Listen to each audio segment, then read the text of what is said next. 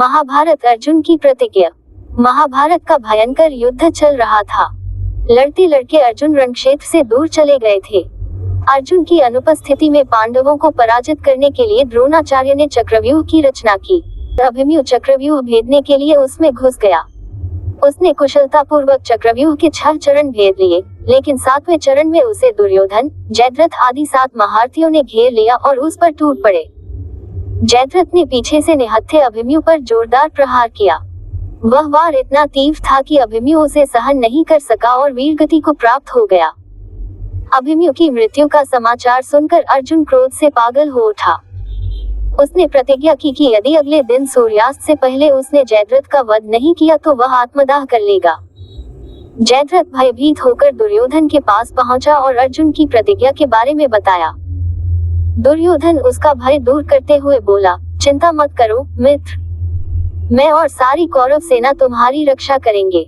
अर्जुन कल तुम तक नहीं पहुंच पाएगा, उसे आत्मदाह करना पड़ेगा। अगले दिन युद्ध शुरू हुआ। अर्जुन की आंखें जयद्रथ को ढूंढ रही थी, किंतु वह कहीं नहीं मिला। दिन बीतने लगा। धीरे धीरे अर्जुन की निराशा बढ़ती गई।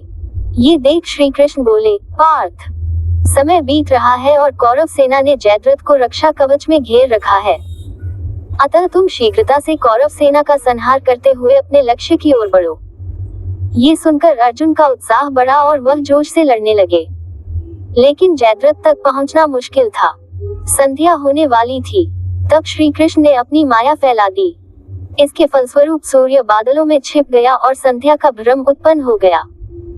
संध्या हो गई है और अब अर्जुन को प्रतिज्ञावश आत्मदाह करना होगा, ये सोचकर जयद्रथ और दुर्योधन खुशी से उछल पड़े। अर्जुन को आत्मदाह करते देखने के लिए जयद्रथ कौरव सेना के आगे आकर अट्टहास करने लगा। जयद्रथ को देखकर श्री कृष्ण बोले, पार्थ, तुम्हारा शत्रु तुम्हारे सामने खड़ा है। उठाओ अपना गांडीव और वध कर दो इसका। वह देखो अभी सूर्यास्त नहीं हुआ है। ये कहकर उन्होंने अपनी माया समेट ली। देखते ही देखते सूर्य बादलों से निकल आया। सबकी दृष्टि आसमान की ओर उठ गई। सूर्य अभी भी चमक रहा था। ये देख जयद्रथ और दुर्योधन के पैरों तले जमीन खिसक गई। जयद्रथ भागने को हुआ, लेकिन तब तक अर्जुन ने अपना गांडीव उठा लिया था। तभी श्री कृष्ण चेतावनी देते हुए बोले, हे अर्जुन, जयद्रथ के पिता ने इसे वरदान दिया था कि जो इसका मस्तक जमीन पर गिराएगा, उसका मस्तक भी 100 टुकड़ों में विभक्त हो जाएगा। इसलिए यदि इसका सिर जमीन पर गिरा तो तुम्हारे सिर के भी 100 टुकड़े हो जाएंगे। हे पार्थ, उत्तर दिशा में यहाँ से 100 योजन की दूरी पर जयद्रथ का पिता तप कर रहा है। तुम इसका मस्तक ऐसे काटो कि वह इसके पिता की गोद में जाकर गिरे। अर्जुन ने श्री कृष्ण की चेतावनी ध्यान से सुनी और अपनी लक्ष्य की ओर ध्यान कर बाण छोड़ दिया। उस बाण ने जयद्रथ का सिर धड़ से अलग कर दिया और उसे लेकर सीधा जयद्रथ के पिता की गोद में जाकर गिरा।